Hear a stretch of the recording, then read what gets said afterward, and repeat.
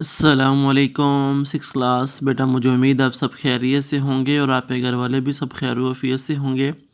اور مجھے امید ہے کہ آپ نے گزشتہ 2 دنوں کا سبق اچھے طریقے سے جو ہے وہ یاد بھی کیا ہوگا اور لکھا بھی ہوگا۔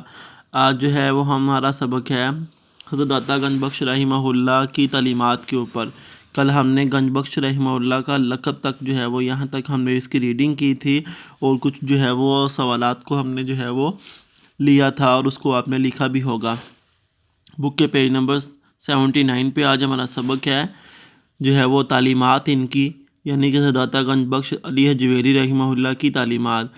آپ رحمہ اللہ قرآن و حدیث و فقہ کے عالم تھے، قرآن کے بھی عالم تھے، حدیث کے بھی عالم تھے اور فقہ کے بھی عالم تھے۔ قرآن کا مطلب یعنی قرآن کی تفسیر کو اچھی طریقے سے جانتے تھے، حدیث نبوی کا جو ہے وہ ان کو علم تھا، اور فقہ کا یعنی کہ مسئلوں کا بھی کافی جو ہے وہ ان کو علم تھا کہ ہر جو ہے وہ بات کا ان کو، ہر مسئلے کا ان کے پاس حل تھا، یعنی کہ فقیہ تھے یہ۔ آپ رحمہ اللہ کی مادری زبان فارسی تھی، یعنی کہ آپ کی جو ہو ہماری زبان تو اردو نا، لیکن ان کی مادری زبان جو ہے وہ فارسی تھی۔ تاہم جو ہے وہ آپ رحمہ اللہ کو عربی زبان پر بھی عبور حاصل تھا، یعنی کہ عربی زبان کو بھی جو ہے اچھے طریقے سے جانتے تھے۔ آپ رحمہ اللہ کے زمانے میں مسلمانوں کے باہمی اختلافات کی وجہ سے معاشرے میں دین کی جڑیں کمزور ہو رہی تھیں، یعنی کہ ان کے زمانے کے اندر مسلمانوں کے درمیان باہمی اختلافات تھے، جس کی وجہ سے معاشرے کے اندر دین کی جو ہے وہ جڑیں کمزور ہو رہی تھی، یعنی کہ دین کو مضبوطی کی بجائے جو ہے وہ کمزوری کا شکار ہونا پڑ رہا تھا۔ آپ رحمہ اللہ نے انسانیت کی بہتری اور دین سے آگاہی کے لیے بہت سی کتابیں تحریر کی، جن کا موضوع تصوف تھا، اور ان میں سے سب سے مشہور کتاب کشف المحجوب ہے۔ آپ کی جو ہے سب سے مشہور کتاب کشف المحجوب ہے۔ تصوف تھا ان کا جو ہے وہ جن کا موضوع، یعنی کہ صوفیہ کرام کے اوپر جو ہے وہ انہوں نے لکھا کہ ان نے کیسے زندگی گزاری، ان کو جو ہے وہ دین کے ساتھ جو ہے وہ کیسے وابستگی اختیار کی، تو ان کا جو ہے وہ موضوع تصوف تھا۔ آپ رحمہ اللہ نے لوگوں کو حصول علم کی ہمیشہ ترغیب دی، یعنی کہ علم کو حاصل کریں، اور غافل علماء اور جاہل صوفیاء کی صحبت سے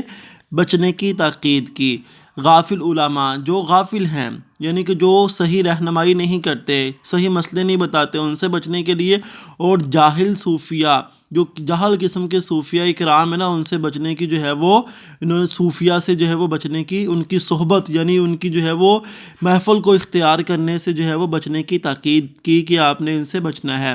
آپ رحمہ اللہ فرماتے تھے کہ فقیر کو صبر اور غنی کو شکر کا رویہ اپنانا چاہیے، یعنی کہ اگر کوئی بندہ فقیر ہے، جس کے پاس مال و دولت نہیں ہے، اس کو صبر کرنا چاہیے، اور جس کے پاس مال و دولت ہے اس کو شکر کا رویہ اپنانا چاہیے کہ اس کو ہر وقت اللہ کا شکریہ ادا کرنا چاہیے کہ اللہ نے اس کو مالدار بنایا، اور وہ اپنے مال کو لوگوں کے اوپر خرچ کرے۔ آپ رحمہ اللہ کی تعلیمات کے مطابق حقیقی صوفی وہ ہے، یعنی کہ جو ان کی تعلیمات ہیں ان کے مطابق حقیقی صوفی وہ ہے جو اللہ تعالیٰ اور اس کے رسول صلی اللہ علیہ وسلم کے احکامات کی پیروی کرنے والا ہو، جو اللہ تعالیٰ اور رسول اللہ صلی اللہ علیہ وسلم کے احکامات کی پیروی کرنے والا ہو۔ ایسی صوفی جو ہے وہ ان کے مطابق ہے۔ یہ نہیں کہ صوفیوں نے ملنگوں والے کپڑے پہنے ہوئے ہیں اور کئی دن نہاتے نہیں ہیں، اور پھر کیا اور بھی جو ہے ان کی جو ہے وہ کام ہوتے ہیں جو دین سے جو ہے وہ دور ہوتے ہیں، دین سے ان کی جو ہے وہ وابستگی نہیں ہوتی، وہ دین سے دور ہوتے ہیں اور ان کا دین کے ساتھ کوئی تعلق نہیں ہوتا۔ لیکن یہ کہتے ہیں کہ حقیقی صوفی وہ ہے میرے نزدیک جو اللہ کی تعالیٰ اور اس کے رسول صلی اللہ علیہ وسلم کے احکامات کی پیروی کرنے والا ہو، اخلاق حسنہ پر عمل پیرا ہو، یعنی کہ اس کا اخلاق بہت اچھا ہونا چاہیے، بدی، کینہ، حسد، جھوٹ، مکر و فریب اور لالچ سے پرہیز کرنے والا ہو۔ کتنی برائیوں سے بچنے والا ہو؟ بدی، کینہ، حسد، جھوٹ، مکر و فریب اور لالچ سے پرہیز کرنے والا ہو، تو یہ اللہ کا محبوب بندہ ہوتا ہے، جو ان کی تعلیمات کے مطابق وہ صوفی کہلاتا ہے۔ اس لیے انہوں نے تصوف کا موضوع رکھا کہ اس صوفی کے، ان صوفیہ ایسے صوفی کے متعلق یا ایسے صوفیہ کے متعلق انہوں نے لکھا جو اللہ تعالیٰ اس کے رسول اللہ علیہ وسلم کے احکامات کی پیروی کرنے والے تھے، اخلاق حسنہ والے تھے، بدی کینہ حسد و جھوٹ سے بچنے والے تھے۔ تو مجھے امید ہے کہ بیٹا آپ نے جو ہے وہ اس کی اچھے طریقے سے یہاں تک ریڈنگ کرنی ہے اور اس کو جو ہے وہ یاد کرنا ہے۔ اس کے کچھ جو ہے وہ چند جو ہے وہ سوالات ہیں، 3-4 سوالات ہوں گے، ان کو آپ نے جو ہے وہ اپنی اسلامیات کی نوٹ بک کے اوپر خشک خط کر کے لکھنا ہے اور اچھے طریقے سے ان کو یاد کرنا ہے۔